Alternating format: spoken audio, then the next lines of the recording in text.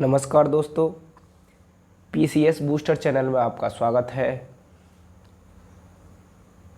हमारी जो UP PCS mains की सीरीज चल रही थी उसमें हम आज देखेंगे पृथ्वी की आंतरिक संरचना के बारे में, यानी कि जो अर्थ का इंटरनल स्ट्रक्चर है उसके बारे में जानने की कोशिश करेंगे। और उसी क्रम में हम देखेंगे भूकंप, यानी जो भूकंप आते हैं वो कैसे आते हैं, क्या गतिविधियाँ होती है भूकंप की, क्या कारण होते हैं और क्या प्रभाव होते हैं, और भूकंप की जो तरंगें होती हैं वो क्या होती हैं। तो उन सब चीज़ों के बारे में देखेंगे। तो पृथ्वी की आंतरिक संरचना को देखते हुए ही हम भूकंप के बारे में देखेंगे, क्योंकि भूकंप भी क्या करता है, इम्पैक्ट करता है पृथ्वी के इंटरनल स्ट्रक्चर को। तो उसी से रिलेटेड हम क्वेश्चंस देखेंगे कि अब तक यूपीएससी या यूपीपीसीएस ने क्या क्वेश्चन पूछे हैं भूकंप से रिलेटेड, और अपनी तरफ से कुछ क्वेश्चन फ्रेम करने की कोशिश भी करेंगे और फिर उनका डिस्कशन देखेंगे कि कैसे इनको टैकल किया जा सकता था, इंट्रो क्या हो सकता था, मेन बॉडी क्या हो सकती थी, कंक्लूजन क्या हो सकता था। तो आइए शुरू करते हैं। तो जैसा कि सिलेबस हमने देखा था, सिलेबस हमारा जीएस पेपर फर्स्ट का ज्योग्राफी का जो सेक्शन है उसमें 5-6 यूनिट दे रखी है। तो उसमें से जो 11th यूनिट है भौतिक भूगोल की प्रमुख विशेषताएं, जिसमें हमने महाद्वीपीय विस्थापन सिद्धांत पढ़ लिया है और जो प्लेट टेक्टोनिक थ्योरी है, सी फ्लोर स्प्रेडिंग का जो कॉन्सेप्ट है वो सब हमने देख लिए हैं। तो आज हम उसी क्रम में आगे देखेंगे पृथ्वी की आंतरिक संरचना के बारे में।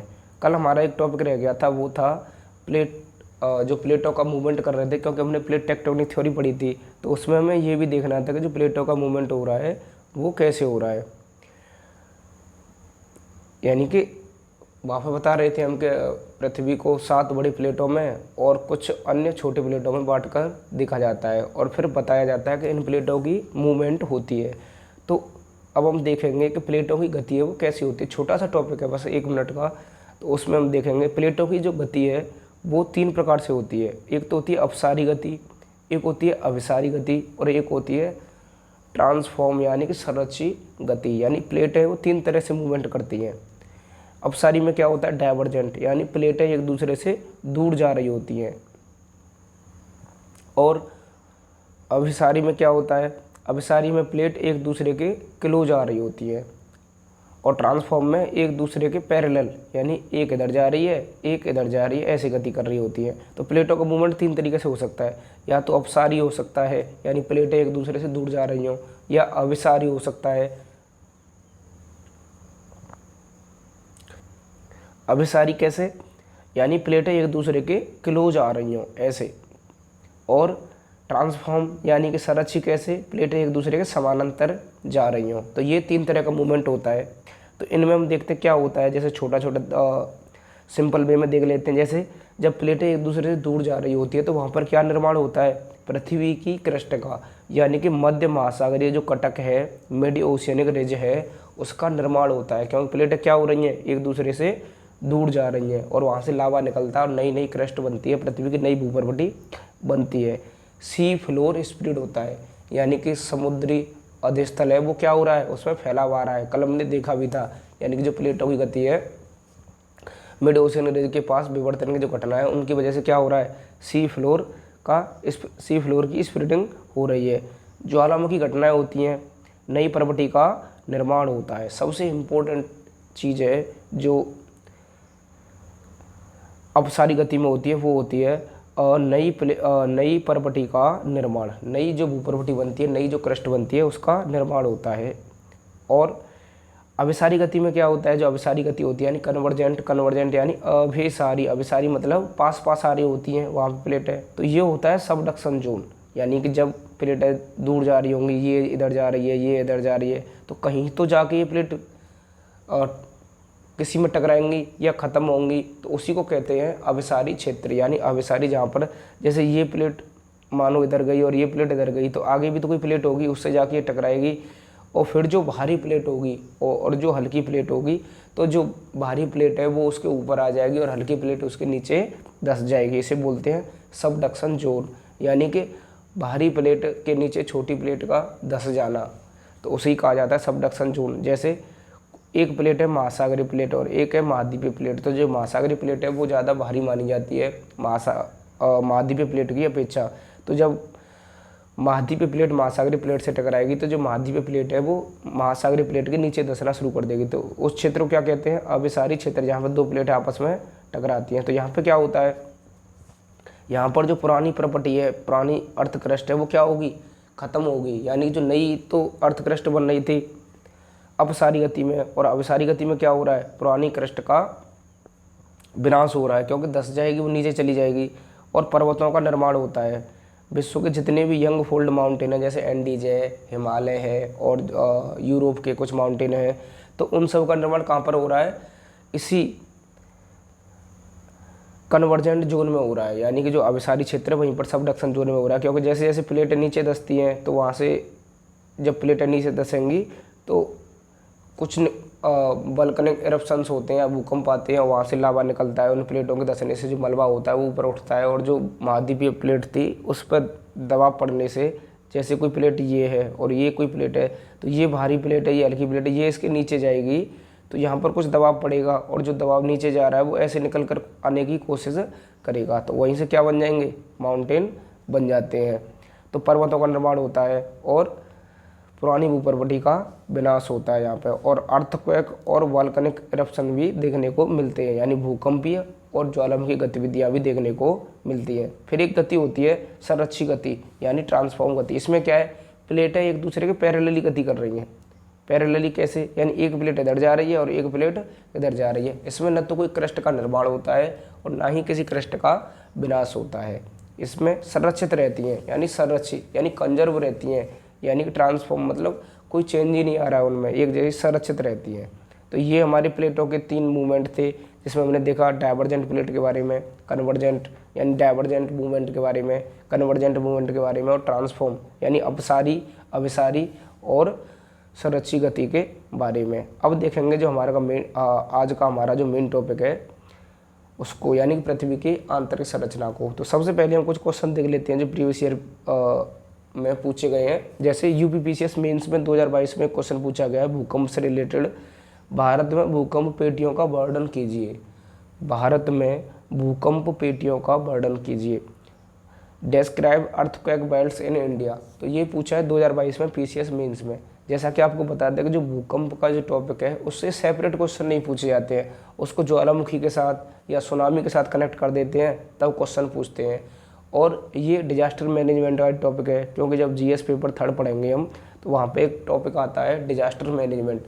तो आपदा आती है, भूकंप एक आपदा भी तो है, ज्वालामुखी एक आपदा भी तो है, सुनामी एक आपदा भी तो है, बाढ़ है, बादलों का फटना है, ये सब क्या है? ये डिजास्टर हैं। तो इसको वहाँ पे भी पढ़ते हैं। तो कभी कभी जीएस पेपर 3 में भी इस तरह के क्वेश्चन देखने को मिलते हैं।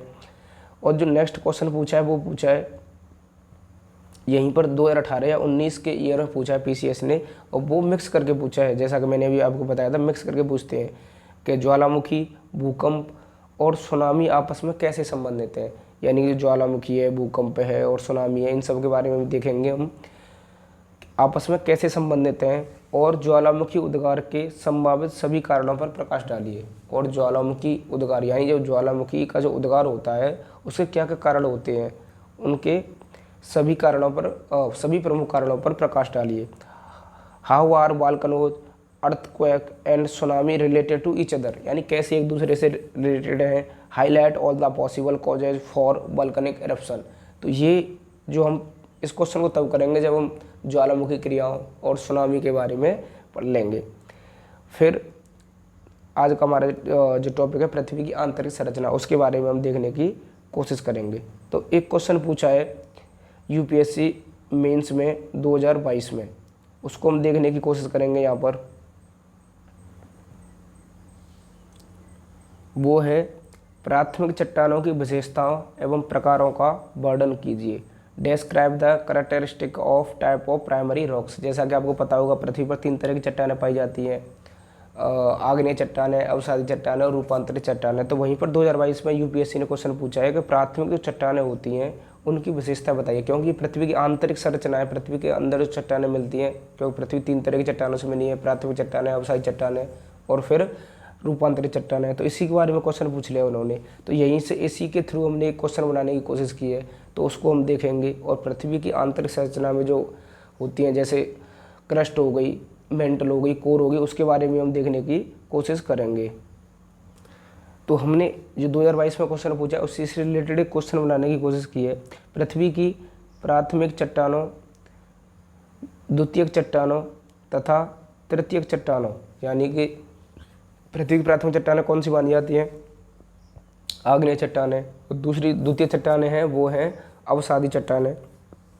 और तृतीय चट्टान कह सकते हैं हम जो रूपांतरित चट्टानें होती हैं। तो ये कह रहे हैं कि उनकी विशेषताएं बताते हुए उनके जो उदाहरण हैं, एक दो एग्जाम्पल देते हुए, मतलब विशेषता बताते हुए 100 उदाहरण वर्णन कीजिए। तो यहाँ पे हम देखेंगे पृथ्वी के बारे में बताएंगे इंट्रो में कि पृथ्वी मुख्य रूप से 3 तरह की चट्टानों से बनी है, अवसादी, आग्नेय और रूपांतरित।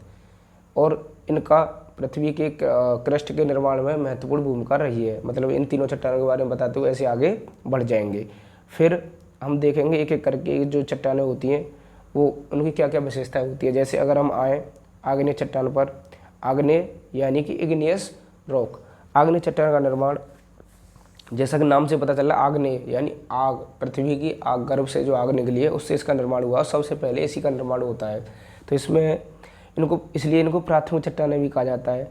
तरल लावा के ठंडे होने से बनती हैं ये, यानी कि तरल लावा के ठंडे होने से इनका निर्माण होता है। जब लावा बाहर निकल के आता है तो ठंडा होता है, तो उससे इनका निर्माण होता है। इनमें जीवाश्मों का अभाव देखने को मिलता है। जब पृथ्वी के अंदर से आग आएगी उसमें कहाँ से जीवाश्म मिल जाएंगे? तो जीवाश्मों का अभाव देखने को मिलता है। और खनिजों की अधिकता, मेन पॉइंट जो इनका ये है जो प्राथमिक चट्टानों का, इनमें बहुत प्रकार के खनिज देखने को मिलते हैं, जैसे लोहा, तावा, सीसा, जस्ता, यानी कि जो मिनरल रिच है। ये जो आग्नेय चट्टानें होती हैं वो प्राथमिक चट्टानें वह मिनरल रिच मानी जाती हैं। इनके प्रकार ही बताए हैं, यानी लावा और जो मैग्मा के अनुसार जो बनती हैं, यानी कि जब ज्वालामुखी क्रिया होती है तो उनसे जो निकलने वाला लावा होता है, कुछ लावा बाहर निकल आता है उसे तो लावा कहा दिया जाता है, लेकिन कुछ जो तरल पदार्थ है वो अंदर जमने लगता है तो उसे कह देते हैं मैग्मा। तो अंदर वाला होता है उसे कहा जाता है मैग्मा, जो बाहर आता है उसे कहा जाता है लावा। तो लावा के द्वारा जो बनती है उनको कहते हैं वाह आग्नेय चट्टानें, यानी जो पृथ्वी के बाहर आकर बन रही हैं वो चट्टानें क्या कहलाएंगी? वाह आग्नेय चट्टानें। और जो आंतरिक आग्नेय चट्टानें होती है, यानी मैग्मा के भीतर जमने से जो चट्टानों का निर्माण होता है उन्हें कहते हैं आंतरिक आग्नेय चट्टानें या आंतरिक प्राथमिक चट्टानें। उनको प्लूटोनिक रॉक भी कहा जाता है। तो ये इनके टाइप भी हो सकते हैं। ये क्या प्रकार है? 2 तरह की होती है, आंतरिक और बाह्य। और फिर ये इनकी विशेषता हमने देख ली। और इनके एग्जाम्पल क्या है प्राथमिक चट्टानों? जैसे ग्रेनाइट हो गया, बेसाल्ट हो गया, ग्रेवो हो गया, टफ हो गया। इनको आप प्रीलिम्स के पॉइंट ऑफ व्यू से भी याद रख सकते हैं। जैसे पूछे जाते हैं वहाँ पर स्टेटमेंट देखिए, ग्रेनाइट, बेसाल्ट, ग्रेवो, टफ आदि किसके उदाहरण है? प्राथमिक चट्टानों के या आग्नेय चट्टानों के। अब देखते हैं नेक्स्ट चट्टानें, यानी कि दूसरी चट्टानें होती हैं वो होती हैं अवसादी चट्टानें। क्योंकि जब आग्नेय चट्टान का निर्माण होगा, प्राथमिक चट्टानों का निर्माण होगा, इग्नियस रॉक का निर्माण होगा, तो उनमें कुछ टूट फूट होगी, उनमें कुछ अपक्षयकारी वेदरिंग प्रोसेस होगी। उसके द्वारा क्या होगा? उसके द्वारा बनेंगी सेडिमेंट्री रॉक, अवसादी। यानी कि प्राथमिक चट्टान के टूट फूट से, उसके अवसादों से जिस चट्टान का निर्माण हो रहा है उसे कह रहे हैं अवसादी चट्टानें। और ये कैसे बनती हैं? अपक्षय की प्रक्रिया द्वारा, यानी वेदरिंग की प्रोसेस द्वारा। अपक्षय यानी पानी के पड़ने से बह जाएंगी, धूप के तेज निकलने से चटक जाएंगी, या हवा के द्वारा या किसी के द्वारा, इन सब का क्या होगी? वेदरिंग होगी। और उसी से कहीं ना कहीं तो जाके डिपॉजिट होंगी, कहीं जाके जमेंगी, तो वहीं पर बनेंगी अवसादी चट्टानें। अब दूसरी विशेषता क्या होती है इनकी? ये परतदार होती हैं, यानी इनमें क्या होती है? लेयर होती है। क्योंकि एक साथ इनका निर्माण नहीं हुआ, ये वहाँ से आई बह बह के धीरे धीरे धीरे धीरे इनमें अनेक परतों का निर्माण हुआ था, इसलिए इनमें परत देखने को मिलती है। अपक्षय की प्रक्रिया द्वारा इनका निर्माण होता है। और जीवाश्मों की अधिकता देखने को मिलती है। क्योंकि जीवाश्म क्यों मिलेंगे यहाँ पे? क्योंकि ये ठंडी होकर बनी है, बहुत प्रोसेस के बाद बनी है, और बाद में यहाँ पे जो जीव जंतु होते हैं वो सड़ते गलते दबते रहते हैं, तो यहीं पर जीवाश्मों की अधिकता देखने को मिलती है। और यही कारण है कि यहाँ पर पेट्रोल, डीजल, कोयला के भंडार पाए जाते हैं। वो किस में पाए जाते हैं? अवसादी चट्टानों में। जीवाश्म जो फॉसिल्स हैं वो कहाँ पर पाए जा रहे हैं? अवसादी चट्टानों में। और आग्नेय चट्टानों में ऐसा कुछ नहीं था, न तो जीवाश्म पाए जा रहे थे, न ही वहाँ पर पेट्रोल डीजल के भंडार पाए जाएंगे, लेकिन वहाँ पर खनिजों की अधिकता बहुत थी। इनके कुछ एग्जाम्पल ये हैं, जैसे सैल है, चूना पत्थर है, सैंडस्टोन है, डोलोमाइट है। ये किसके उदाहरण हैं? ये हैं अवसादी चट्टान के उदाहरण। सैल, चूना पत्थर, सैंडस्टोन, डोलोमाइट आदि किसके उदाहरण हैं? अवसादी चट्टान के उदाहरण। और जो एग्जाम्पल्स हैं वो आप अगर एग्जाम में कोट करते हैं, यानी कि एग्जाम्पल बहुत अच्छे से देते हैं, तो आपकी जो आंसर की वैल्यू है वो बहुत ज़्यादा बढ़ जाती है, क्योंकि एग्जामिनर को ये लगता है कि ये बंदा विद फैक्ट बातें कर रहा है, हवा में बातें नहीं कर रहा है कि ये ऐसे नहीं। क्योंकि जो इंसान फैक्ट बात करेगा और कम शब्दों में बात करेगा उसके पास अलग ही टेम्परामेंट होगा, ये बहुत कम बोलता है लेकिन सही बोलता है, तो उसी को भी चेक करने में उसको भी आनंद आएगा। तो एग्जाम्पल्स आप ज़रूर रखिए, अगर न पूछे जाए, यहाँ तो पूछे गए हैं लेकिन न पूछे हैं तब भी आपको एग्जाम्पल्स बताने हैं। और फिर जो नेक्स्ट टाइप की जो चट्टानें होती हैं वो होती है रूपांतरित चट्टानें, मेटामॉर्फिक रॉक्स बोलते हैं इनको। रूपांतरित क्या होती है, यानी इनका रूप परिवर्तित हो जाता है, यानी जब आग्नेय चट्टान या अवसादी चट्टानों पर अधिक ताप और अधिक प्रेशर, यानी अधिक ताप और अधिक दाब पड़ता है, तब इस प्रकार की चट्टानें बनती हैं। यानी अति उच्च ताप या दाब पर रूपांतरित चट्टानों का निर्माण होता है। तो जैसे यहाँ पे हमने नोट भी किया है, उच्च ताप दाब पर सभी इग्नियस रॉक और सेडिमेंट्री रॉक किसमें बदल जाती हैं, मेटामॉर्फिक रॉक में, यानी रूपांतरित चट्टानों में बदल जाती हैं। जैसे ग्रेनाइट किसमें बदल जाती है, नीस में। सेल किसमें बदल जाती है, स्लेट में। सैंडस्टोन किसमें बदल जाता है, क्वार्ट्ज में। इन एग्जाम्पल्स को आप याद रख सकते हैं, और वहाँ पे भी मेंस के पॉइंट ऑफ व्यू से तो ये ज़रूरी है ही, साथ ही प्रीलिम्स के पॉइंट ऑफ व्यू से ये बहुत ज़रूरी है। जैसे इनके एग्जाम्पल है मार्बल, नीस, स्लेट, क्वार्ट्ज, ये सब किसके एग्जाम्पल है, रूपांतरित चट्टानों को। रूपांतरित चट्टानों का निर्माण कैसे हो रहा है, अत्यधिक उच्च ताप और दाब पर सभी प्राथमिक चट्टानें और अवसादी चट्टानें कैसे बदल रही हैं, रूपांतरित चट्टानों में। तो जैसे ग्रेनाइट बदल गई नीस में, सेल बन गई स्लेट, और सैंडस्टोन बन गया क्वार्ट्ज। तो ये हमारी तीनों प्रकार की चट्टानें हो गई। अब देखते हैं एक छोटा सा टॉपिक यहाँ पे आता है, कभी कभी पूछ लेगा, तो अभी पूछा तो है नहीं वैसे, रॉक साइकिल के बारे में। रॉक साइकिल यानी शैल चक्र बोलते हैं हिंदी में से, एनसीईआरटी में बहुत अच्छे से समझाया है। तो यहाँ पे क्या होता है, यहाँ पे ये बताना चाह रहे हैं कि सभी जो चट्टानें होती है, जैसे आग्नेय चट्टानें यानी प्राथमिक चट्टानें, वो या तो अवसादी चट्टानें बदल जाएंगी धीरे प्रोसेस में, या अगर उन पर कहीं पर ज़्यादा दाब और दाब पड़ जाएगा तो डायरेक्ट किस में बदल जाएंगी, रूपांतरित चट्टानों में। ऐसे ही जो अवसादी चट्टानें हैं वो या तो रूपांतरित चट्टानों में बदल जाएंगी, या जो अवसादी चट्टानें हैं वो किस में बदल सकती हैं, प्राथमिक। सोच के देखो, जैसे कहीं पे बहुत ज़्यादा अवसादी चट्टानें थी लेकिन वहाँ पे भूकंप आ गया, ज्वालामुखी आ गया, ज़मीन धंस गई, तो वो क्या चली गई, पृथ्वी के अंदर चली गई। पृथ्वी के अंदर जाने पे वो किस में बदल गई, दोबारा से आग्नेय चट्टानों बदल गई। या अवसादी किस में बदल जाती हैं, रूपांतरित चट्टानों में। और रूपांतरित भी डायरेक्ट किस में बदल सकती हैं, अवसादी चट्टानों में और आग्नेय चट्टानों में। तो यही बताया गया यहाँ पे कि जो सभी चट्टानें कंडीशन उनको प्रॉपर मिले हैं तो वो किस में बदल जाएंगे, दूसरी चट्टानों में बदल जाएंगे। यानी आग्नेय अवसादी में बदल सकती है डायरेक्ट, और रूपांतरित में भी। ऐसे रूपांतरित अवसादी में बदल सकती है और आग्नेय में भी, लेकिन कंडीशन उनके मतलब अच्छी होनी चाहिए उनके चेंज होने के हिसाब से। तो ये आपको समझ में आया होगा चट्टानों के जो प्रकार हैं। अब देखते हैं हम इसकी पृथ्वी की आंतरिक संरचना में जो इसके जो वो होते हैं, जैसे क्रस्ट है, मेंटल है और क्या है, कोर है, उनके बारे में देखने की कोशिश करेंगे। तो पृथ्वी की आंतरिक संरचना, जैसे ये डायग्राम बनाना बहुत ज़रूरी है। तो पृथ्वी की जो तीनों परतें पाई जाती हैं उनके बारे में यहाँ पे हम डिस्कस करेंगे कि पृथ्वी की जो इंटरनल स्ट्रक्चर है उसमें जो 3 तरह की परतें पाई जाती है। जैसे सबसे ऊपर पाई जाती है क्रस्ट, और उसके अंदर उससे नीचे पाई जाती है मेंटल, और उसके बाद पाई जाती है कोर, यानी जहाँ पर पृथ्वी का क्या आ जाता है, केंद्र आ जाता है।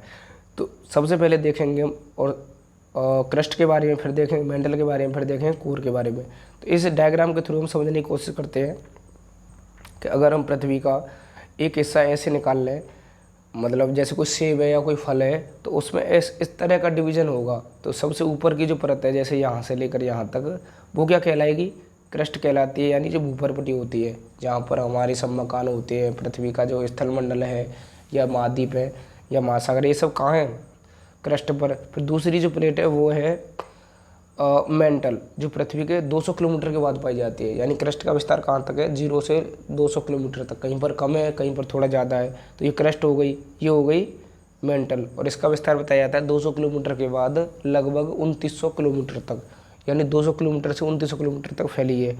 उसके बाद आती है कोर, यानी जो कोर होती है, क्रोड भी बोलते हैं उसे। तो इसका विस्तार मिलता है लगभग 2900 किलोमीटर से लेकर पृथ्वी की उत्तरी जाए 6300 किलोमीटर तक। और यहाँ पर सबसे ज़्यादा ताप मिलता है, सबसे ज़्यादा दाब मिलता है और सबसे ज़्यादा घनत्व भी यहीं पर देखने को मिलता है, क्योंकि और सबसे ज़्यादा दबाव भी कहाँ पर है, वहीं पर है। तो इनके बारे में हम देखेंगे। जैसे तो ये कह रहे हैं पृथ्वी की आंतरिक संरचना क्या है, तो पृथ्वी की आंतरिक संरचना को जो परतें हैं उनके बारे में आप यहाँ पे बता सकते हैं। पूछेंगे जैसे क्वेश्चन कैसे बन सकता है कि पृथ्वी की आंतरिक संरचना के बारे में बताती है, उसकी परतों के बारे में वर्णन कीजिए। तो सबसे ऊपर कौन सी परत होती है, क्रस्ट होती है, जिसे भूपर्वटी भी कहा जाता है। उसके बाद होती है मेंटल और उसके बाद होती है क्रोड या कोर। तो जैसे यहाँ पे हमने समझाने की कोशिश की है। अगर कम शब्दों में पूछे और आपके पास समय बहुत कम है तो आप इन चीज़ों के थ्रू, डायग्राम के थ्रू और पॉइंट्स के थ्रू अपने आंसर दिखा सकते हैं, क्योंकि पॉइंट्स के थ्रू और डायग्राम के थ्रू अलग ही इम्प्रेशन बनता है। अब देखो यहाँ पे आप इस डायग्राम को बिल्कुल बीचों बीच में बनाना है आपको पेज के, क्योंकि बीचों बीच में बनाएंगे जब कॉपी के आंसर के, तो यहाँ पर आप क्रस्ट दिखा सकते हैं, कहीं पर मेंटल दिखा सकते हैं, कहीं पर कोर दिखा सकते हैं। तो ये बनाना आपका बीचों बीच बहुत ज़रूरी है।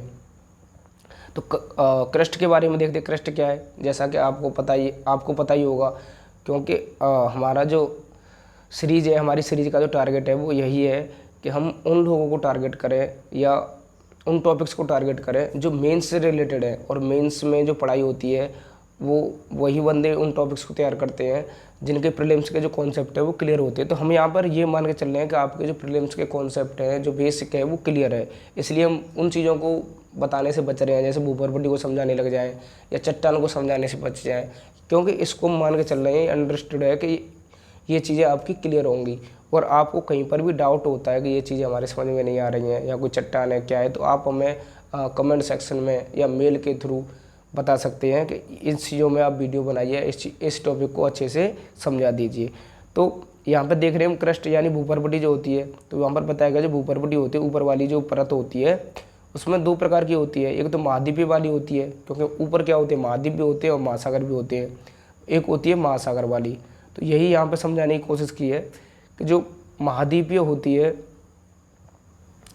उसकी जो चौड़ाई होती है यानी कि जो गहराई होती है वो लगभग 30 किलोमीटर की होती है। लेकिन जो महासागरी होती है, क्योंकि महासागर गहरे होते हैं, तो वहाँ पर क्रस्ट की जो चौड़ाई या ऊंचाई देखने को मिलेगी वो कम मिलेगी, लगभग 5 किलोमीटर की होती है। और कहीं कहीं महाद्वीपों की लंबाई मतलब जो ऊंचाई होती है 70 किलोमीटर की देखने को मिलती है, क्योंकि ऊंचे ऊंचे पर्वत होते हैं वहाँ पर। फिर आगे इन्होंने ऐसे ही आप यहाँ पर दिखा सकते हैं, बिल्कुल शॉर्ट नोट्स के थ्रू आप यहाँ से प्रिपेयर भी कर सकते हैं अपने नोट्स। अगर आपको इसका PDF चाहिए तो आप हमारे टेलीग्राम चैनल, जिसका लिंक इस वीडियो के डिस्क्रिप्शन में मिल जाएगा, वहाँ से डाउनलोड कर सकते हैं, उसके थ्रू भी आप नोट्स बना सकते हैं। तो जो महाद्वीपीय चट्टानें होती है उनमें जैसे ग्रेनाइट मिलती है और यहाँ पर क्या मिलता है, बेसाल्ट मिलता है। तो एग्जाम्पल देने की कोशिश की है, यानी बहुत कम शब्दों में हमने पूरी चीज़ दिखाने की यहाँ पे कोशिश की है, क्योंकि उस प्लेट का कुछ यानी उस परत का कुछ बचे नहीं। फिर यहाँ पे हमने घनत्व बताया है कि जो क्रस्ट होती है, भूपर्वटी होती है, उसका घनत्व कितना होता है, 3 ग्राम प्रति सेंटीमीटर क्यूब। और फिर हमने बताया है कि जो क्रस्ट होती है वह ठोस बाहरी आवरण होता है, यानी कि ठोस बाहरी यानी कि जो ठोस होती है बाहरी आवरण होता है, लेकिन भंगुर होती है, टूट बहुत जल्दी जाती है, भंगुर होती है, क्योंकि ज्वालामुखी विस्फोट हो जाते हैं तुरंत इसमें विस्फोट होते हैं, तो भंगुर होती है। और ठोस बाहरी आवरण होता है जिसका घनत्व 3 ग्राम पर सेंटीमीटर।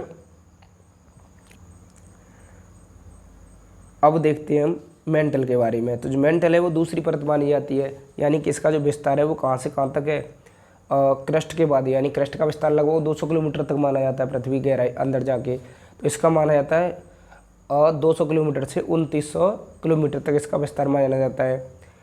और यहाँ पे बताया गया कि इसका जो घनत्व होता है वो होता है 3.4 ग्राम प्रति सेंटीमीटर क्यूब। और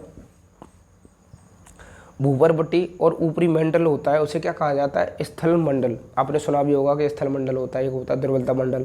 तो जो भूपर्वटी और जो ऊपरी मंडल होती है उसे कहा जाता है स्थल मंडल। जो किसके ऊपर तैरती है, यानी कि जो नीचे वाला पार्ट है उसे कहते हैं दुर्बलता मंडल। जो लिक्विड होता है उसके ऊपर क्या होती है, ये मूवमेंट कर रहे हैं, जैसे हमने प्लेट टेक्टोनिक थ्योरी पढ़ी थी, या संवहनीय धाराएं वो कहाँ हैं, मेंटल से निकल के आ रही हैं। और क्योंकि वहाँ पर रेडियो एक्टिव ताप भिन्नता के कारण क्या मिल रहा है, वहाँ पर संवहनीय धाराएं पैदा हो रही हैं। तो वो हमने देखी थी, दुर्बलता मंडल पर क्या तैर रहा है, स्थल मंडल तैर रहा है। तो यहाँ पर ये बताने की कोशिश की है, क्योंकि जितनी भी ज्वालामुखी क्रिया होती हैं या जितने भी पदार्थ निकल के आते हैं अंदर से, कहाँ से निकल के आ रहे हैं, मेंटल के थ्रू ही निकल के आ रहे हैं। और ये भी पूछा जा सकता है कि ज्वालामुखियों का उद्गम मेनली कहाँ से होता है, वो होता है मेंटल से। तो ये सब चीज़ें आप यहाँ पे दिखा सकते हैं इनके बारे में। और एक चीज़ आप नोटिस कर रहे हो, पृथ्वी के नीचे जाने पर घनत्व पृथ्वी का बढ़ता जा रहा है, क्योंकि बोझ भी तो बढ़ता जा रहा है, यानी जैसे जैसे नीचे हम जाएंगे तो पृथ्वी का पूरा बोझ नीचे ही तो जा रहा है। और तीसरी जो परत है वो है कोर, ये जिसे क्रोड भी कहा जाता है। तो यहाँ पे बताने की कोशिश की है हमने कि जो बाह्य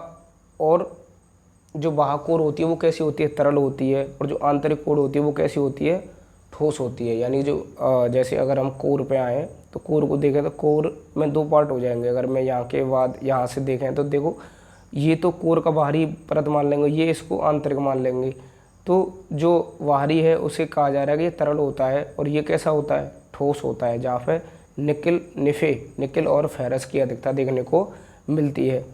फिर यहाँ पे घनत्व कितना होता है इसका, सबसे ज़्यादा होता है 13 ग्राम प्रति सेंटीमीटर क्यूब। और जैसे यहाँ पे मैंने अभी बताया था आपको, निकल और फेरस की अधिकता देखने को मिलती है। तो जैसे जैसे हम पीछे नीचे की तरफ जाते जाएंगे पृथ्वी में, तो एक निमोनिक है तड़प क्या होती जाएगी, बढ़ती जाएगी। यानी तड़प, टेम्परेचर, डेंसिटी और प्रेशर, तीनों चीज़ें क्या होती जाएंगी, बढ़ती जाएंगी। यानी अगर क्रस्ट से कोर की तरफ जाते हैं तो तड़प बढ़ती जाती है, नीचे की तरफ जैसे जैसे हम जाते हैं तड़प बढ़ती जाती है। तड़प में टेम्परेचर बढ़ता जाता है, डेंसिटी बढ़ती जाती है और प्रेशर बढ़ता जाता है। ये सब हमने यहाँ पे देखा भी है।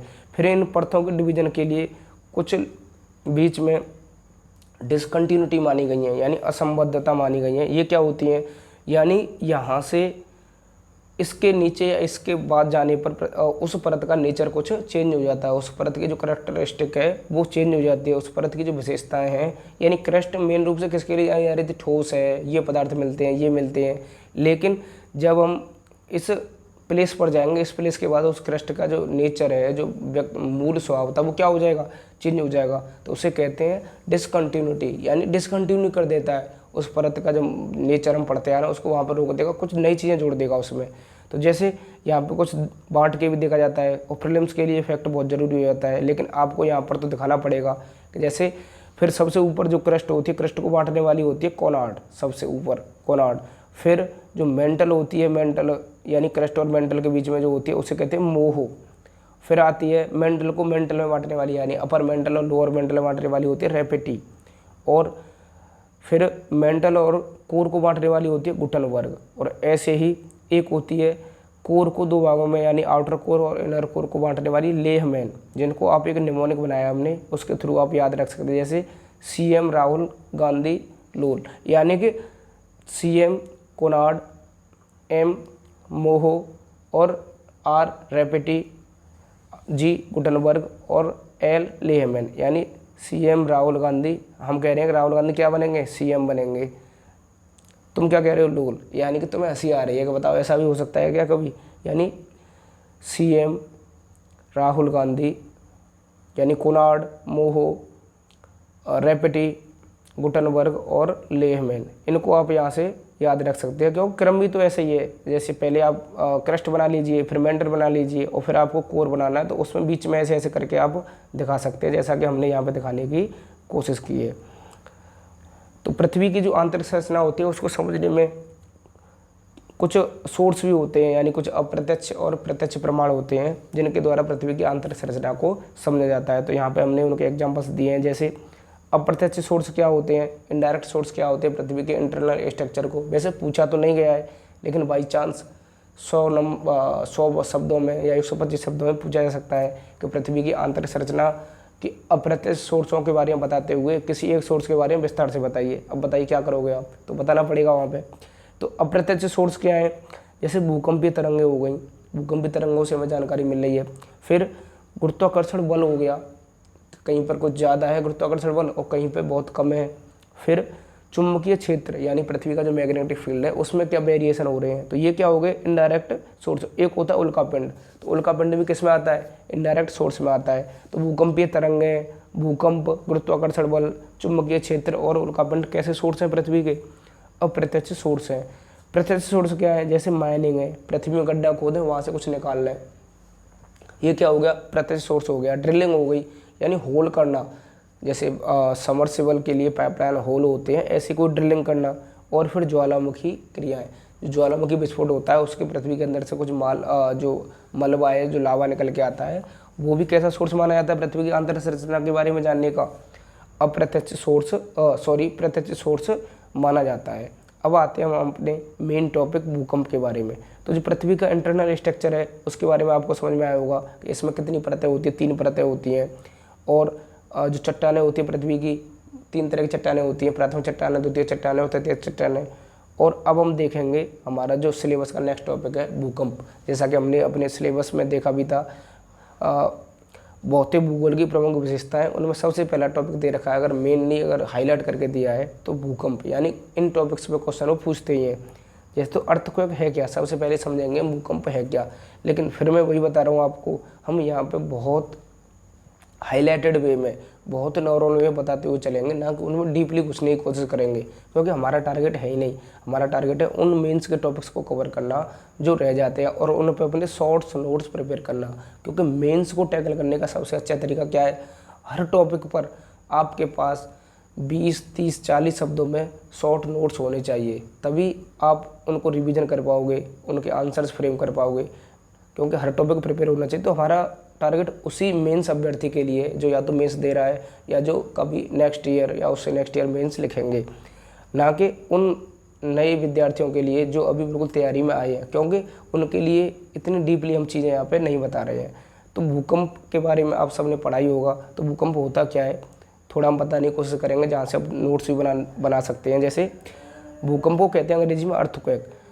तो भूकंप मेनली है क्या, पृथ्वी का हिलना या कांपना। एनसीईआरटी की मेन डेफिनेशन क्या कह रही है, पृथ्वी का हिलना या कांपना, यानी कोई ऐसी घटना जिसमें पृथ्वी क्या करने लग जाती है, हिलने लग जाती है या कांपने लग जाती है। कहीं पे आपने बैठे होंगे, देखा होगा, कभी भूकंप फील किया होगा, तो वहाँ पे जो रखी हुई चीज़ें हैं हिलने लग जाती हैं। तो ऐसा क्यों हो रहा है, क्योंकि पृथ्वी की जो प्लेट्स हैं वो क्या कर रही हैं, मूवमेंट कर रही हैं। प्लेट टेक्टोनिक थ्योरी में क्या था, प्लेट गति कर रही हैं, और जब ये प्लेट गति करती है तो कोई प्लेट एक दूसरे से टकराती है, तो फिर वहाँ पे क्या आते हैं, भूकंप आते हैं। तो पृथ्वी का हिलना या कांपना क्या कहलाता है, भूकंप कहलाता है। फिर हमने यहाँ पे एक और परिभाषा देने की कोशिश की है उसकी, यह एक ऐसी प्राकृतिक घटना है जो भूकंपीय तरंगों या प्लेटों की विवर्तन गति के कारण उत्पन्न होती है। यानी अब ये डेफिनेशन आपकी प्रॉपर तैयार हो गई। ऐसे बताते हुए आप यहाँ से निकल सकते हैं कि पृथ्वी का हिलना या कांपना क्या कहलाता है, भूकंप कहलाता है। और यह एक ऐसी प्राकृतिक घटना होती है जो भूकंपीय तरंगों या प्लेटों में विवर्तन गति के कारण उत्पन्न होती है। यानी या तो भूकंपीय तरंगें आ रही होंगी या प्लेटों में विवर्तन गति हो रही होगी, जिसकी वजह से भूकंप पैदा होते हैं। फिर हम आएंगे अपने उसमें, यानी क्या कारण होते हैं भूकंप के आने के, कारण क्या है, कोई तो वजह होगी। सबसे पहली जो वजह मानी जाती है वो मानी जाती है ज्वालामुखी गतिविधियाँ। यानी जो ज्वालामुखी विस्फोट होते हैं वो भी क्या कारण बनते हैं, भूकंप के कारण बनते हैं। यानी कोई बड़ा सा ज्वालामुखी फटा और उसमें से बहुत सारा लावा निकला, यानी कि ऐसे समझिए आप, कोई गुब्बारा है या कोई बॉल है बहुत बड़ी और उसमें बहुत सारा मतलब कंटेंट भरा हुआ था, या मतलब कोई मिनरल भरा हुआ था, और उसमें एक साथ विस्फोट हो गया, तो वो बॉल हिलेगी या नहीं, तो हिलेगी, बिल्कुल ऑब्वियस हिलेगी। तो ऐसे ही जब ज्वालामुखी गतिविधियाँ होती हैं, बड़ा विस्फोट होता है, तब पृथ्वी हिलती है, उसे ही मतलब हलचल होती है, तो उसे भी भूकंप का मेन कारण माना जाता है। फिर जो कारण है, कुछ मानव जनित कारण बताए गए हैं एनसीईआरटी में, जैसे यानी मानव जनित, यानी ह्यूमन के द्वारा भी भूकंप पैदा कर दिया जाता है। कैसे, तीव्र खनन करके, यानी बहुत ज़्यादा आजकल माइनिंग हो रही है और बड़े स्तर पर माइनिंग होगी, तो पृथ्वी की जो आंतरिक संरचना है उसमें क्या आ जाएगा, परिवर्तन आ जाएगा। उसकी प्लेटों में टकराहट होगी, या जैसे कोई ठोस पदार्थ था उसमें से हमने कुछ माल निकाल लिया या उसमें से कुछ पोर्शन उसका निकाल लिया, तो जो ठोस पदार्थ था उसकी जगह वो खाली हो गई, तो जो और जगह और चीज़ें थी वो उसको भरने की कोशिश करेंगी, और इसी से क्या हो जाएगा, उसका बैलेंस बिगड़ जाएगा, तो वो हिल जाएगा। तो तीव्र खनन और बड़े जलाशय या बांध, यानी कि जो बड़े बड़े डैम बनाए जाते हैं और जो बांध बनाए जाते हैं, जलाशय बनाए जाते हैं, अगर बाई चांस वो बांध टूट गया तो क्या होगा, उस बांध के टूटने पर भी भूकंप आ सकता है, क्योंकि बैलेंस बहुत ज़्यादा मात्रा में पानी इकट्ठा हो गया था, वो पानी एक साथ फैलेगा, बांध टूटेगा, तो वो ही भूकंप का कारण बन सकता है। और सबडक्शन जोन यानी जहाँ पर दो प्लेटें ऐसे, जैसा कि हमने अभी देखा था, इसे कहते हैं अभिसारी गति, यानी कि प्लेटें, इसको कन्वर्जेंट जोन भी कहते हैं। तो जब प्लेटें एक दूसरे से टकराती हैं और एक प्लेट एक के नीचे धंस जाती है, उसे बोलते हैं सबडक्शन जोन। तो यहाँ पर भी भूकंप की घटनाएं देखने को मिलती है, क्योंकि दो बड़ी बड़ी प्लेटें थी, एक साइकिल इधर से आ रही थी, एक साइकिल इधर से आ रही थी। या साइकिल किसी ट्रक से टकरा गई तो क्या होगा, साइकिल तो ख़त्म ही है बिल्कुल। यानी छोटी प्लेट किसी बड़ी प्लेट से टकराएगी तो साइकिल तो ख़त्म हो जाएगी, लेकिन जो बड़ी प्लेट है वो उसके ऊपर चढ़ जाएगी और साइकिल उसके नीचे चली जाएगी। तो यहाँ पर जो साइकिल है उसमें क्या स्थिति होगी, वो हिलेगी कि नहीं, उसमें सब हिलने की चल रही है, पूरे वाइब्रेशन सब कुछ खत्म हो जाएगा उसका। तो सबडक्शन जोन पर भी भूकंप की घटनाएं देखने को मिलती हैं। जैसे हमारी इंडियन प्लेट किससे टकरा रही है, यूरेशियन प्लेट से। तो तभी तो यहाँ पे दिल्ली वाला क्षेत्र है या पंजाब, जैसे पाकिस्तान वाला क्षेत्र है, नेपाल वाले क्षेत्र है, यहाँ भूकंप की घटनाएं देखने को मिलती हैं। तो ये 3 कारण हो सकते हैं, जैसे मानवजनित कारण है कुछ, और सबडक्शन जोन वाला कारण है, और ज्वालामुखी गतिविधियों वाला कारण है। अब आगे देखते हैं हम, यानी कि भूकंप की घटना देखने को कहाँ पर मिलती है। तो इनका हमने हर चीज़ कवर करने की कोशिश की है, बिल्कुल क्रिप्स वे में, ज़्यादा मतलब चीज़ों को इकट्ठा नहीं किया है, और आप अपने हिसाब से उसमें ऐड कर सकते हैं। जैसे वितरण कहाँ पर मिलती है भूकंप की घटनाएं, पूछ लेता है कि भूकंप की घटनाएं क्या होती हैं, इनके कारणों को बताते हुए इनके वितरण के बारे में विस्तार से बताइए, यानी कहाँ पर देखने को मिलती है। तो भूकंप की घटना क्या होती है, वो परिभाषा हमारी कवर हो ही गई। तो डिस्ट्रीब्यूशन कहाँ देखने को मिलता है, तो जो परिप्रशांत पेटी होती है, यानी सरकम पैसिफिक जो बेल्ट है वहाँ पर, जैसे ये इंडिया है, और जैसा कि आपने मैप देखा भी होगा, ये नॉर्थ अमेरिका कॉन्टिनेंट है, ये साउथ अमेरिका कॉन्टिनेंट है। तो जो यहाँ पर पड़ता है प्रशांत महासागर, ये मैप हमने ऐसे ड्रॉ करने की कोशिश की है, और ये आपको ज़रूर बनाना है। एक छोटे से बॉक्स में प्रैक्टिस कर लेनी चाहिए आपको 30 सेकंड में एक मैप बनाकर, क्योंकि मैप से एग्जामिनर को जो चीज़ आप 50 शब्दों में समझाते, 20 शब्दों में समझाते, उससे आप उसको आपने एक छोटे से कम समय में समझा दिया। अब ये पूरा दिखा रहा है कि ये प्रशांत महासागर है, और यहाँ पर जो क्षेत्र होते हैं वहाँ पर भूकंप की घटनाएं देखने को मिलती हैं। तो रिंग ऑफ फायर, वो भी शब्द आपने सुना होगा। तो सरकम पैसिफिक बेल्ट होती है, वहाँ पर सबसे ज़्यादा भूकंप की घटनाएं और ज्वालामुखी घटनाएं देखने को मिलती हैं, क्योंकि प्रशांत महासागरीय plate, North America plate, South America plate और इंडो पैसिफिक प्लेट, मतलब जो पैसिफिक यूरेशिया वाली प्लेट, इन सब से टकरा रही है। तो इस वजह से यहाँ पर भूकंप की घटनाएं देखने को मिलती हैं। तो ऐसे डायग्राम बनाना बहुत ज़रूरी है। ज्योग्राफी में डायग्राम और मैप का विशेष ध्यान रखना चाहिए, जब मौका मिले तभी एक डायग्राम बना देना चाहिए। तो ये ऐसे करके आप, इस चीज़ का आपको विशेष ध्यान रखना है कि डायग्राम का प्रॉपर यूज़ करते हुए जाना है, और सब प्रैक्टिस है। जैसे हमने यहाँ पे बनाया, तो मुझे इसको बनाने में मुश्किल से 20 सेकंड लगे होंगे, मैंने प्रॉपर उसे ड्रॉ किया क्योंकि प्रैक्टिस कर रखी है मैंने। तो ऐसे ही आप प्रशांत महासागर यहाँ पे दिखाते हुए आगे बढ़ सकते हो, और भूकंप का वितरण ऐसे वहाँ पे दिखा दो, नीचे उसके हेडिंग डाल दो भूकंप का वितरण। तो परिप्रशांत पेटी होती है। दूसरे कहाँ पर मिलती है भूकंप की घटनाएं, मध्य अटलांटिक कटक, यानी कि जो मिड ओशियनिक जो कटक है, अटलांटिक महासागर वाली मध्य महासागरीय कटक है, वहाँ पर भी घटनाएं देखने को मिलती हैं, क्योंकि वहाँ पर भी क्या हो रहा है, ज्वालामुखी निकल रहा है, लावा निकल रहा है ज्वालामुखियों से, तो वहाँ पर ही घटना देखने को मिलती है। और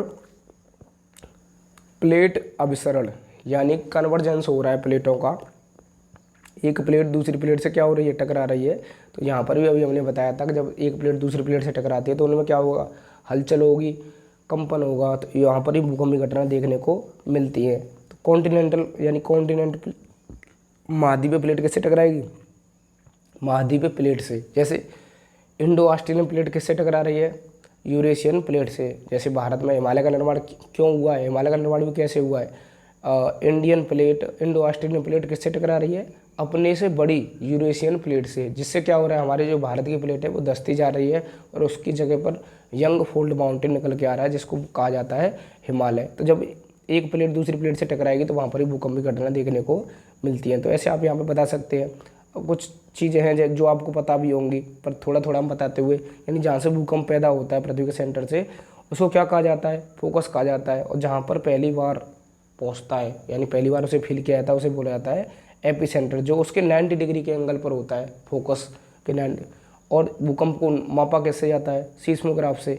और जो कुछ स्केल हैं, जैसे भूकंप का परिमाण मापने के लिए रिक्टर स्केल का यूज़ किया जाता है, मार्कोनी स्केल के द्वारा तीव्रता मापने के लिए, परिमाण यानी कि नुकसान कितना हुआ है। तो इसका जो स्केल होता है वो 0 से लेकर 10 तक होता है। और ये बताया जाता है कि अगर यहाँ पर 6 रिक्टर स्केल का भूकंप आया है और कहीं पर 7 रिक्टर स्केल का भूकंप आया है, तो उसकी जो तीव्रता है, जो नुकसान है, उसमें 10 गुनी वृद्धि हो जाएगी। और एनर्जी कितनी रिलीज होती है एक चेंज होने पर? 32 गुना एनर्जी। यानी अगर 6 का आया है तो 6 वहाँ पर एनर्जी कम रिलीज होगी, और 7 का आया है तो वो 10 गुना ज़्यादा तीव्र होगा और 32 गुनी ज़्यादा एनर्जी रिलीज होगी। ये आप प्रीलिम्स के पॉइंट ऑफ व्यू से याद रख सकते हैं। मार्कोनी जो स्केल है वो क्या दिखाता है? भूकंप की तीव्रता के बारे में। फिर जो हमने भूकंपीय तरंगों के बारे में शॉर्ट फॉर्म में समझने की कोशिश की, यानी भूकंपीय तरंगें क्या होती हैं, क्योंकि पूछ सकता है कि भूकंप क्या होता है, भूकंपीय तरंगें क्या होती हैं, और भूकंप की तरंगों के बारे में विस्तार से समझाते हुए इनके उत्पन्न होने के कारणों या इनके प्रभावों के बारे में वर्णन कीजिए। या मतलब जैसे ऐसे भी क्वेश्चन बन सकता है कि भूकंपीय तरंगें क्या होती हैं, और इनके बारे में विस्तार से बताते हुए इनके द्वारा पृथ्वी की आंतरिक संरचना को समझने में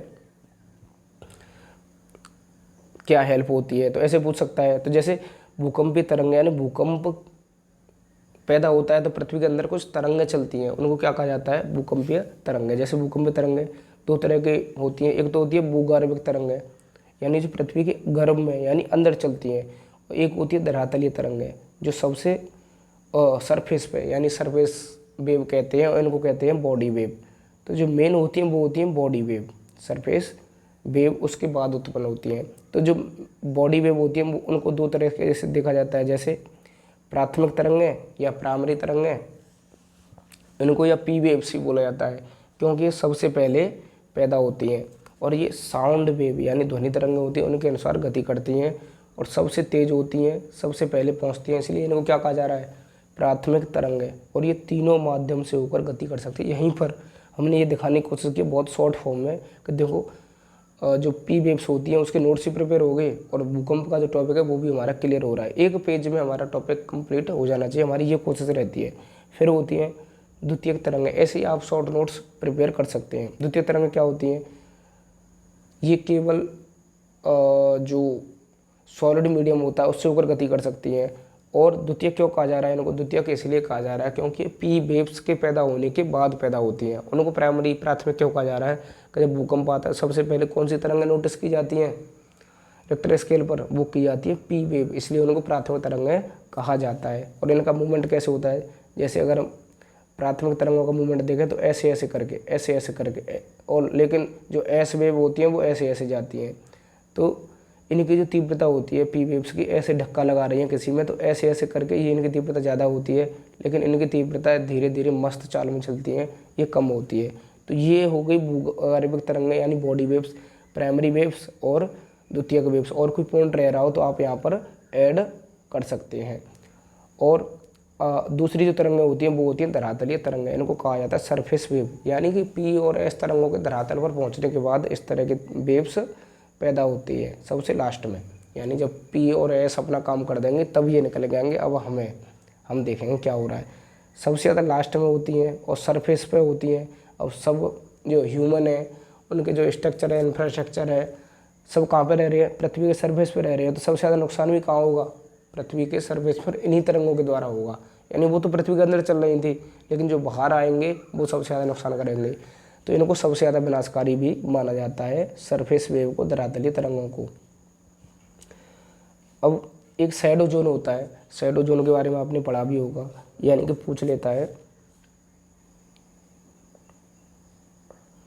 कैसे पूछेगा क्वेश्चन? क्या बन सकता है कि भूकंपीय तरंगें क्या होती हैं और उनके छाया क्षेत्र के बारे में विस्तार से बताते हुए भूकंपीय तरंगों के प्रकार लिखिए। तो क्वेश्चन बन सकता है। तो ये शैडो जोन होता है, यानी कि जहाँ से होकर भूकंपीय तरंगें नहीं निकल पाती हैं, यानी पृथ्वी के अंदर से होकर कोई ऐसी जगह जहाँ से होकर वो नहीं, शैडो यानी छाया हो गई है उनकी, वो वहाँ से निकल नहीं पा रही है। तो दोनों को हमने समझाने की कोशिश की है, लेकिन आपको डायग्राम जरूर बनाना है। अगर शैडो जोन पूछेगा तो डायग्राम के थ्रू ही आपको समझाना है, इसलिए हमने यहाँ पर डायग्राम भी लिए हैं। जैसे पी वेव है, पी वेव का जो शैडो जोन होता है वो एस वेव की अपेक्षा छोटा होता है, लेकिन एस वेव का ज़्यादा होता है। ऐसा क्यों है? क्योंकि जब एस वेव होती हैं, एस तरंगें होती हैं, वो केवल सॉलिड मीडियम में चल सकती हैं, लेकिन जहाँ पर लिक्विड आ जाएगा वो क्या हो जाएंगी? रुक जाएंगी। जैसे ये डायग्राम है, ये अर्थ है, अर्थ का क्रोड है, वो कैसा है? ऊपर से लिक्विड है, अंदर जाके सॉलिड है। ऐसे मेंटल में कुछ लिक्विड होती है, सॉलिड होती हैं। तो जैसे इनको सॉलिड सॉलिड मिल रहा है तो ये गति कर रही है, पृथ्वी के सर्वे से पहुंच रही हैं, लेकिन जैसे कहीं इनको लिक्विड मिल जाएगा ये इनकी गति रुक जाएगी। लेकिन जो पी तरंग होती है वो सब जगह गति करती हैं, थोड़ी देर रुकेंगे कहीं रुकेंगे भी, तो जैसे पृथ्वी के क्रस्ट मेंटल में भी जा रही हैं, कोर में भी जा रही हैं, सब जगह जा रही हैं। और ये जगह खाली इसलिए है क्योंकि डेविएशन आ गया है रिफ्लेक्शन के कारण, यानी थोड़ी मीडियम से गए तो अपवर्तनांक का नियम और आपने पढ़ा होगा, वो क्या हो रही है वहाँ से चेंज हो जाती है, उसकी गति जो थोड़ी रिफ्लेक्ट हो जाती है।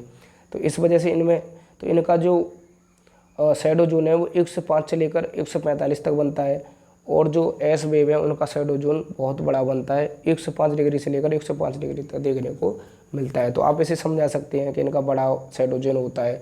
और ये क्यों हो रही है, क्योंकि इनकी जो मीडियम की गति है वो केवल सॉलिड में जा सकती हैं, ये सब में होके जा सकती हैं। तो ऐसे आप इसको समझा सकते हैं शैडो जोन के बारे में, और डायग्राम बनाना बहुत ज़रूरी है। अब देखते हैं भूकंप के प्रभाव। भूकंप के प्रभाव क्या होते हैं।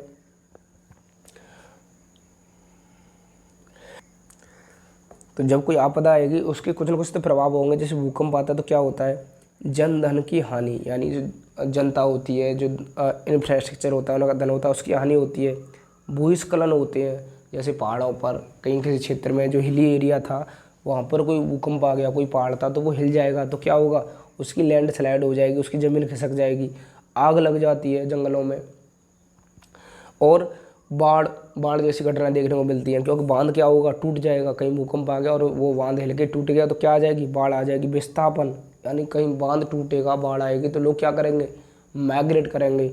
और सुनामी जैसी समस्याएं देखने को मिलती हैं, क्योंकि जब भूकंप का जो सेंटर होता है वो सरफेस जो सेंटर होता है, एपी सेंटर, वो कहाँ पर हो, ओशियन में हो, तो वहाँ पर क्या आती है, सुनामी आती है। तो ये इनके प्रभाव होते हैं। तो इस तरह की घटना देखने को मिलती है। कुछ पॉजिटिव इम्पैक्ट भी होते हैं भूकंप से, क्या हो सकते हैं, भूपर्पटी का निर्माण भी होता है, यानी कहीं असमतल जगह थी, उच्चावच ज़्यादा उबड़ खाबड़ जगह थी, लेकिन भूकंप ने उस जगह को क्या कर दिया, हिला हिला के समतल सा कर दिया। तो ये भी एक पॉजिटिव इम्पैक्ट हो सकता है इसका।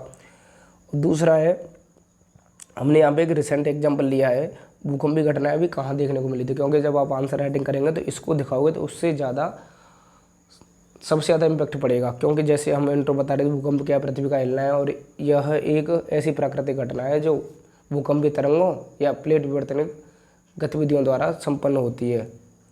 और हाल ही में तुर्की में भूकंपी घटना देखने को मिली है, जिसमें लगभग 50,000 से ज़्यादा लोगों की मृत्यु हो गई। तो उससे एग्जाम्पल को लगेगा एग्जामिनर को, भाई इसको नॉलेज भी है और इसके पास एग्जाम्पल्स भी क्या है, नए एग्जाम्पल्स हैं, तो ये अवेयर भी है, अपडेट भी है उन चीज़ों से। तो ये आप एग्जाम्पल वहाँ पर दिखा सकते हैं। और इंडिया ने ऑपरेशन नमस्ते चलाया था, और पपुआ न्यू गिनी में भी एक भूकंप आया था। तो ये हमारा जो भूकंप है उसके बारे में हम सबको समझने की कोशिश की है। जो कुछ भी रह रहा होगा आप यहाँ पे जगह छोड़ के रखा कीजिए, यानी जब नोट्स प्रिपेयर करो तो 1/3 जगह छोड़ के रखो उस पेज में, या उसके बाद जब कोई टॉपिक कंप्लीट हो जाए तो आधा पेज छोड़ के चलो, क्योंकि कभी कोई नई चीज़ मिलेगी तो उसे वहाँ पर ऐड कर देंगे। और तैयारी करने का सबसे बेस्ट तरीका होता है नोट्स प्रिपेयर करने का, हर टॉपिक को कंप्लीट करो और कुछ के बाद भी कुछ रह जाए तो उस पर जगह छोड़ के चलो, और आगे कभी कहीं पढ़ रहे हो, कोई न्यूज़पेपर पढ़ रहे हो, कोई नई चीज़ कहीं से पढ़ रहे हो, तुरंत उसमें ऐड कर लो। तो इसके कुछ क्वेश्चंस हैं, उन क्वेश्चंस के थ्रू हम इसको समझने की कोशिश करेंगे। जैसे पूछे तो केवल अभी तक यही गए हैं, यूपीएससी डायरेक्ट तो भूकंप से कोई क्वेश्चन पूछ नहीं रही है, लेकिन प्राकृतिक आपदा में पूछ लेते तो उनको वहाँ पर देखने की कोशिश करेंगे। जैसे यहाँ पर हमने समझने की कोशिश की है, पृथ्वी की आंतरिक संरचना को समझने में भूकंपीय तरंगों की भूमिका पर प्रकाश डालते हुए इसकी आंतरिक संरचना की विभिन्न परतों का वर्णन कीजिए। और 150 शब्दों में ये क्वेश्चन आपको लिखना है। पृथ्वी की आंतरिक संरचना को समझने में भूकंपीय तरंगों की भूमिका पर प्रकाश डालते हुए पृथ्वी की आंतरिक संरचना भी हमने देख ली है, को समझने में भूकंपीय तरंगों की भूमिका, यानी भूकंपीय तरंगों की भूमिका क्या होती है, को प्रकाश डालते हुए इसकी आंतरिक संरचना की विभिन्न परतों का वर्णन कीजिए। और परतें भी अभी हमने देख ली है, यानी पृथ्वी की जो आंतरिक संरचना कैसी, ठोस है अंदर से या कैसी है, सॉलिड है या घनत्व कैसा है, आयतन कैसा है, दाब कैसा है, ताप कैसा है। तो उसको समझने के लिए भूकंपीय तरंगों की क्या भूमिका है, यानी भूकंपीय तरंगों के द्वारा उसे कैसे समझा जा सकता है। और फिर उसके बाद 2 पार्ट है इस क्वेश्चन के, इसकी आंतरिक संरचना की विभिन्न परतों का वर्णन कीजिए। अब उसकी आंतरिक संरचना में जो परतें होती हैं, जैसे क्रस्ट हो गई, मेंटल हो गई और कोर हो गई, उनका भी वर्णन करवाने की ये बोल रहे हैं। तो सबसे पहले हम इस क्वेश्चन को स्ट्रक्चर करेंगे, और ये बहुत ज़रूरी पार्ट है। जब भी आप आंसर लिख रहे हैं, चाहे मेंस में लिखें या कहीं पर भी आंसर की राइटिंग घर पर प्रैक्टिस कर रहे हो, तो सबसे पहले क्वेश्चन पढ़ के आपके दिमाग में उसकी स्ट्रक्चरिंग आनी चाहिए। चाहे 1 मिनट लग जाए उसमें, लेकिन वो मिनट बहुत ज़रूरी है। आपके दिमाग में पॉइंट्स होने चाहिए कि मैं इसको कैसे टैकल करूँगा, इंट्रो में क्या लेके चलूँगा, मेन बॉडी में क्या क्या हेडिंग्स होनी चाहिए। और उससे क्या होगा, आपका आंसर बहुत जल्दी लिख जाएगा, और एक जो रास्ता है उससे आप भटकोगे नहीं। तो पता चला कोई चीज़ आपने कहीं दिखा दी, यानी क्रम से चलोगे आप कि कौन सी चीज़ ज़्यादा इंपॉर्टेंट है, किसको कहाँ दिखाना चाहिए। तो इंट्रो इसका 15 से लेकर 20 वर्ड में होना चाहिए। और इसमें आप इंट्रो में सबसे बेस्ट रहेगा कि आप भूकंपीय तरंगों के महत्व को बताते हुए चले, यानी भूकंपीय तरंगें कैसे क्या बता सकती हैं उसमें, या भूकंप की परिभाषा देना यहाँ पर ज़्यादा ठीक नहीं रहेगा।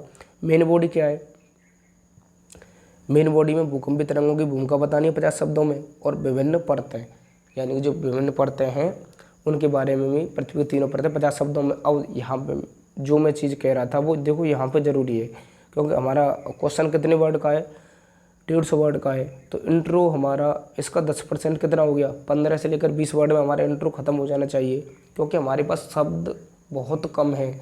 और ये इसलिए ज़रूरी नहीं है कि शब्द कम है, ज़्यादा लिखेंगे हम तो हमारे पास बहुत ज्ञान है।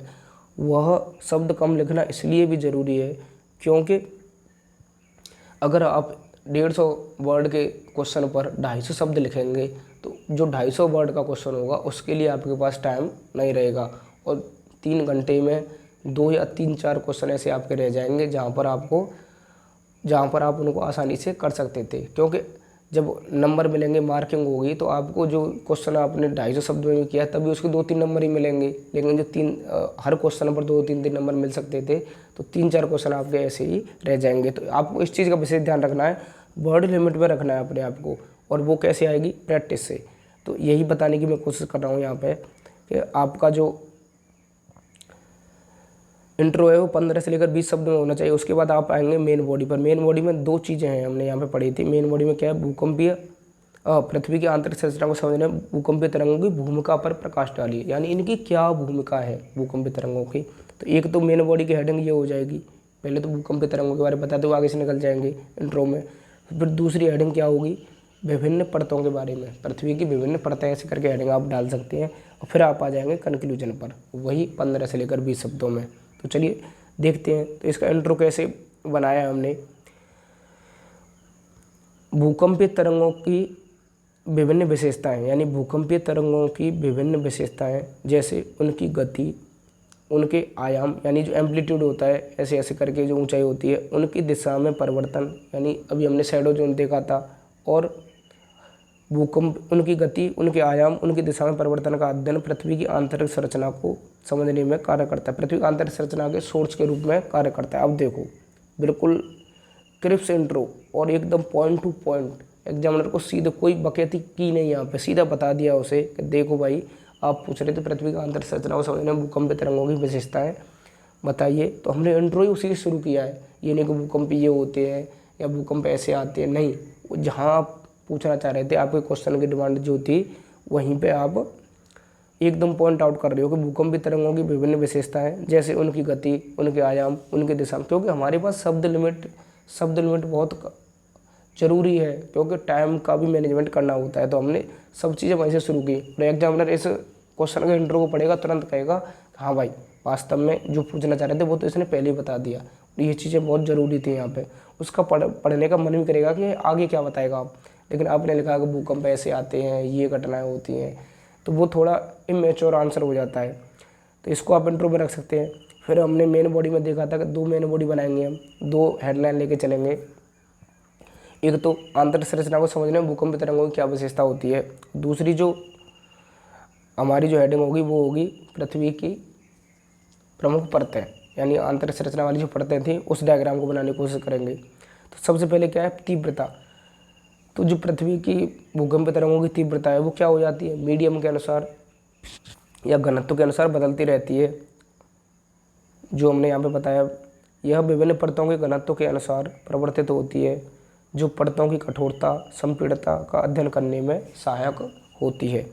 फिर दूसरा, गति में परिवर्तन, यानी कि पृथ्वी की जो तरंगें होती हैं उनकी गति में जब परिवर्तन होता है तो परतों की मोटाई का आंकलन लगता है कि कौन सी परत कितनी मोटी होगी भूपर्पटी मेंटल के मध्य की सीमा पर, यानी कोई परत भूपर्पटी से मेंटल की तरफ जा रही है तो उसकी गति में कुछ परिवर्तन होगा, तो उससे भी हमें क्या मिलती है, पृथ्वी की आंतरिक संरचना के बारे में जानकारी।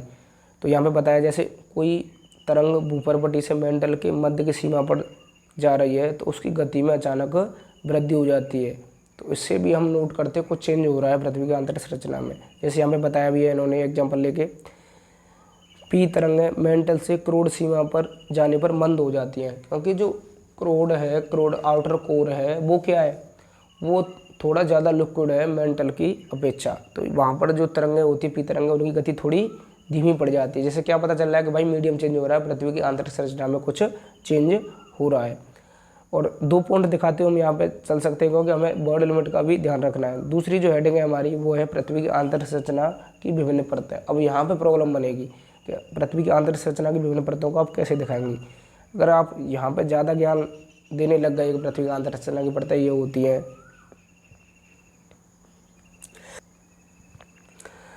और या ये होती हैं, इस तरह से करोगे तो आपका टाइम भी कंज्यूम हो जाएगा और आपकी बर्ड लिमिट भी क्रॉस हो जाएगी। तो आपको ये नहीं करना, इसलिए हमने यहाँ पे जो लास्ट वाला डायग्राम देखा था इसको आप यहाँ पे बना सकते हैं, क्योंकि ये वहीं काम आएगा जहाँ पर बर्ड लिमिट बहुत कम होगी लेकिन पूरी बातों को कहना होगा। तो सबसे पहले आप बीच में डायग्राम ड्रॉ कीजिए और वही सब बताइए जिसके बारे में अभी हमने बताया था। क्रस्ट होती है, 3 तरह की परतें होती हैं, क्रस्ट मेंटल और कोर के बारे में बताते हुए फिर डायग्राम बनाते हुए यहीं पे बिल्कुल 50 शब्दों में बिल्कुल एकदम फिट आंसर मिल जाएगा एग्जामिनर को कि देखो इसके पास नॉलेज है। और इस पॉइंट को आप मतलब इस डायग्राम को आप ऐसे डिब्बे में बंद कर सकते हैं और उसमें दिखा सकते हैं पृथ्वी की आंतरिक संरचना की विभिन्न परतें। बस हो गए 50 शब्द कंप्लीट और आपका डायग्राम भी बन गया और आप जो समझाना चाह रहे थे वो बिल्कुल समझ में भी आ गया। तो ऐसे आप यहाँ पे दूसरे जो मेन बॉडी का पार्ट है उसको यहाँ पे लिख सकते थे और फिर आप अपना जो कंक्लूजन है वो कंप्लीट कर सकते हैं। भूकंपीय तरंगों के साथ साथ ज्वालामुखी क्रियाएं, गहन खनन, डीप सी माइनिंग आदि द्वारा भी पृथ्वी की आंतरिक संरचना की जानकारी प्राप्त होती है। यानी कि केवल भूकंपीय तरंगों से हमें जानकारी नहीं मिल रही, और भी कुछ सोर्स हैं जैसे ज्वालामुखी क्रियाएं हैं, गहन खनन है यानी डीप माइनिंग हो रही है कहीं पे, या डीप सी माइनिंग हो रही है, उससे भी हमें पृथ्वी की आंतरिक संरचना के बारे में जानकारी मिलती है। तो ऐसा आप स्ट्रक्चरिंग कर सकते हैं आंसर की, ऐसे आप प्रॉपर बना सकते हैं। तो ये आपको एक कंप्लीट आंसर यहाँ पे हमने प्रोवाइड किया है। तो जैसा कि मैंने बताया ये इसकी PDF आपको कहाँ मिल जाएगी, हमारे टेलीग्राम चैनल का लिंक है डिस्क्रिप्शन बॉक्स है, वहाँ से इसकी PDF आप प्राप्त कर सकते हैं। तो स्ट्रक्चरिंग बहुत ज़रूरी है, इस चीज़ का आपको विशेष ध्यान रखना है। 7 मिनट का टाइम मिल रहा है या 8 मिनट का टाइम मिल रहा है, स्ट्रक्चरिंग 1 मिनट या 30 सेकंड की स्ट्रक्चरिंग आप जरूर कीजिए। माइंड को स्टॉर्म कीजिए, ब्रेन स्टॉर्मिंग की वीडियो हमने डाली भी है, कैसे आप जो पॉइंट ऑफ व्यू है अपने नज़रिए को चेंज कर सकते हैं या कैसे आप मेंस के लिए तैयार हो सकते हैं। क्योंकि मेंस क्या है, 5 पॉइंट परसेप्शन, हर टॉपिक से रिलेटेड आपके दिमाग में 5 पॉइंट्स रहने चाहिए। तो आप चाहें तो स्ट्रेटजी की कुछ वीडियो हम प्रॉपर डाल रहे हैं, उनको आप देख सकते हैं। तो फिर जो नेक्स्ट क्वेश्चन है वो क्या पूछा गया था PCS 2022 में, वो पूछा गया था भारत में भूकंप पेटियों का वर्णन कीजिए। यानी भारत में भूकंप पेटियों का वर्णन कीजिए। ये क्या है भूकंप पेटी, यानी कि हमारे देश में भी भूकंप की तीव्रता के आधार पर हमने अपने देश को भूकंप के खतरों के आधार पर 3-4 जोन में विभाजन किया, उसी को कहते हैं भूकंपीय पेटी। तो यहाँ पे 200 शब्दों में ये क्वेश्चन इन्होंने पूछा है, तो हमारा इंट्रो लगभग 20 शब्दों में होना चाहिए। और 2022 में क्वेश्चन पूछा था, तो वही स्ट्रक्चरिंग करेंगे पहले कि ये सिंपल क्वेश्चन है, सीधा क्वेश्चन है, वे फॉरवर्ड क्वेश्चन है, क्योंकि PCS बिना घुमा के ही क्वेश्चन पूछता है, सीधा पूछता है। तो सिंपल क्वेश्चन है, इसमें आप इंट्रो बताएंगे। जैसे हमने यहाँ पर कैसे शुरू किया है कि भारत इंडो ऑस्ट्रियन प्लेट का भाग है जो यूरेशियन प्लेट से टकरा रहा है, जिस वजह से भारत भूकंप प्रवण देशों में आता है। यानी कि जो इंडो ऑस्ट्रियन प्लेट का हिस्सा है इंडिया और यूरेशियन प्लेट से टकरा रहे हैं हम, तो जिस वजह से हमारा देश है अपने आप क्या हो जाएगा, भूकंप प्रवण देश क्षेत्र में आ जाएगा।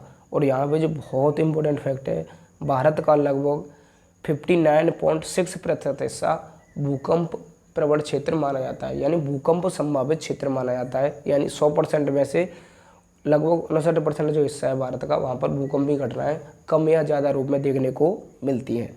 फिर यहाँ पे बिल्कुल कहीं पे बकेती कुछ नहीं, सीधा सिंपल भूकंपीय तीव्रता व विनाश के खतरे के आधार पर, वहीं पे मेन बॉडी पे आ गए। अब हम भूकंपीय तीव्रता या विनाश के खतरे के आधार पर भारतीय मानक ब्यूरो द्वारा भारत को 4 भूकंपीय क्षेत्रों में विभाजित किया गया है, 4 भूकंपीय जोन में विभाजित किया गया। बस इसके बाद उन जोन्स के बारे में हमें 15-15, 20-20 वर्ड में बताना है, उसी में हमारी वर्ड लिमिट कंप्लीट हो जाएगी।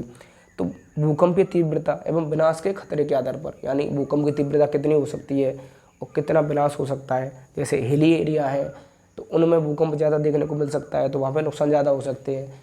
लेकिन जो पेनिनसुलर इंडिया है वहाँ पर भूकंप की घटनाएं बहुत कम देखने को मिलती हैं। तो इस आधार पर हमने भारत को 4 भूकंपीय क्षेत्रों में यानी 4 जोन में बांटा है।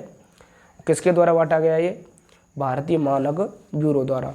तो पहला जोन कौन सा है, सबसे खतरनाक जोन बनाया था, वो है जोन 5। इसमें उल्टा क्रम देखते हैं। जोन 5, जोन 5 क्या है? यह अत्यधिक उच्च जोखिम वाला क्षेत्र है, यानी जो सबसे पहले जो इंडिया के हिली स्टेट हैं, जैसे जम्मू कश्मीर हो गया, लद्दाख हो गया, उत्तराखंड हो गया, हिमाचल प्रदेश हो गया और सिक्किम हो गया, यानी अत्यधिक उच्च जोखिम क्षेत्र। यानी सबसे पहले टकरा तो यहीं से रहा है ना इंडिया, यूरेशियन प्लेट से, तो यहाँ पर सबसे ज़्यादा भूकंप का खतरा होगा। भारत का लगभग 10.9% हिस्सा, यानी लगभग 11% हिस्सा किसके अंतर्गत आता है? उच्च जोखिम क्षेत्र के अंतर्गत आता है। फिर इसमें कौन कौन से क्षेत्र आते हैं? जैसे जम्मू कश्मीर है, लद्दाख है, हिमाचल प्रदेश है, उत्तराखंड है, बिहार का जो नॉर्दर्न वाला स्टेट जो हिस्सा है, और रन ऑफ कच्छ यानी गुजरात वाला जो हिस्सा है, अंडमान और निकोबार तथा पूर्वोत्तर क्षेत्र। फिर जो दूसरा जोन है वो है जोन 4। इस जोन में लगभग 17.3% हिस्सा आता है और इसमें शेष हिमालय यानी जो हिमालय का हिस्सा बचा हुआ है वो, और दिल्ली और गंगा का मैदान, नदन गंगा का मैदान। गुजरात के कुछ भाग आते हैं, महाराष्ट्र का जो कोयना क्षेत्र है वो आता है, और सिक्किम का कुछ हिस्सा भी जो बचा है वो यहाँ पे आता है। फिर जोन 3 में लगभग 30.11 हिस्सा, यानी लगभग 30% के करीब हिस्सा भारत का जोन 3 में आता है, जिसमें लक्षद्वीप है, पश्चिमी घाट है, प्रायद्वीपीय भारत का जो विकसित वाला क्षेत्र है पश्चिमी घाट वाला, और लखनऊ, गंगा का मैदान का हिस्सा जो सदन वाला बच रहा था वो सब इसमें आ जाते हैं। फिर है जोन 2। जोन 2 क्या है? इसमें भारत का सबसे ज़्यादा हिस्सा आता है, 41.4%। जो बच रहा है शेष भारत है, प्रायद्वीपीय भारत है या कर्नाटक का पठार है, और भारत का जो शेष हिस्सा है वो सब किस में आ रहे हैं? जोन 2 में। और यहाँ पर सबसे कम भूकंप की घटनाएं देखने को मिलती हैं या बिल्कुल भी देखने को नहीं मिलती हैं। तो ऐसे करके हमने भारत का डिवीज़न किया है और भारत को 4 पेटियों में बांटा है, जोन 5, जोन 4, जोन 3 और जोन 2। और इनको आप दिखाएंगे कैसे? जैसे हमने यहाँ पे दिखाने की कोशिश की, वही डायग्राम नहीं छोड़ना है, जहाँ मौका मिले एक छोटी सी बॉक्स बनाकर डायग्राम दिखा देना है। तो इंडिया बनाओगे तो ऐसे करके पॉइंट के थ्रू, जैसे हमने जोन 5 कैसे दिखा, छोटे छोटे पॉइंट के थ्रू, तो जोन 5 यहाँ पे दिखा दोगे। इससे एग्जामिनर सीधा कनेक्ट होता है कि हाँ भाई देखो ये है। तो जोन 5 पॉइंट छोटे छोटे करके दिखाया, जैसे हमने ऐसे कर करके दिखाया है। फिर जोन 4 उसके नीचे दिखाया है हमने। फिर जोन 3 दिखाया है, जोन 3 कहाँ पर है, और जोन 4 जोन 2 सबसे लास्ट में दिखाया है। तो ऐसे फिर आप उनको लिख भी सकते हैं कि जोन 5 का मतलब क्या है, जोन 3 का क्या है, जोन 4 का, ऐसे करके दिखा सकते हैं। तो ये सब चीज़ें जो भूकंप का टॉपिक है हमारी तरफ से क्या हो गया, कंप्लीट हो गया। और उससे रिलेटेड हमने प्रीवियस ईयर क्वेश्चन भी देखे और क्या संभावित प्रश्न बन सकते थे उनको भी देखने की कोशिश की। आशा करता हूँ दोस्तों आपको ये टॉपिक अच्छे से समझ में आए होंगे और आपको हमारी ये जो सीरीज़ है अच्छी लग रही है। अगर आपको पसंद आ रही है तो आप इसको ज़्यादा से ज़्यादा लाइक कीजिए और शेयर कीजिए। अभी मेरे गले में थोड़ी प्रॉब्लम है जिससे की वजह से मुझे बोलने में दिक्कत हो रही है, क्योंकि जुकाम हो गया है। हाँ तो लेकिन वो ज़्यादा बड़ी प्रॉब्लम नहीं, 2-3 दिन में ठीक हो जाएगी। लेकिन उससे मेरी आवाज़ भी चेंज हो गई है और बोलने में भी बार बार मुझे रुकना पड़ रहा है। तो आज के लिए इतना ही रहने देते हैं, कल मिलेंगे एक और नेक्स्ट टॉपिक के साथ। तब तक के लिए जय हिंद और आप सब मस्त रहिए और पढ़ते रहिए। Thank you.